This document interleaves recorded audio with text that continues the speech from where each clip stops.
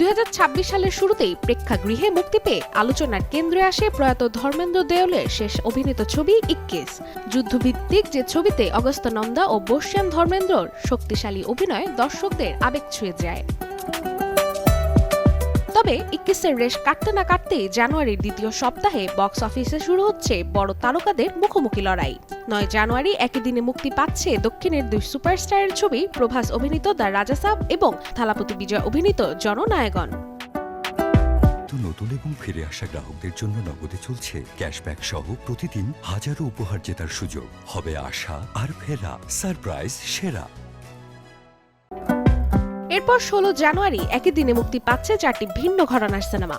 লোককথা থেকে অনুপ্রাণিত কমেডি অ্যাডভেঞ্চার রাহুকেতু, অ্যাকশন কমেডির মিশেলে তৈরি হ্যাপি প্যাটেল খতরনাক জাসুস, মনস্তাত্ত্বিক thriller my Sabah the hall of illusion এবং অ্যাকশন কমেডি ঘরানার ছবি 1-2 চাচাচা। মাসের শেষ দিকে অর্থাৎ 23 জানুয়ারি বলিউডের ইতিহাসের অন্যতম কালজয়ী যুদ্ধের সিক্বল নিয়ে ফিরছে বর্ডার 2। অনুরাগ সিং পরিচালিত যে ছবিতে একসঙ্গে দেখা যাবে সানি দেওল, বরুণ ধাওয়ান, দিলজিৎ দোসাঞ্জ ও আহান শেট্টিকে। Desk report, channel 24।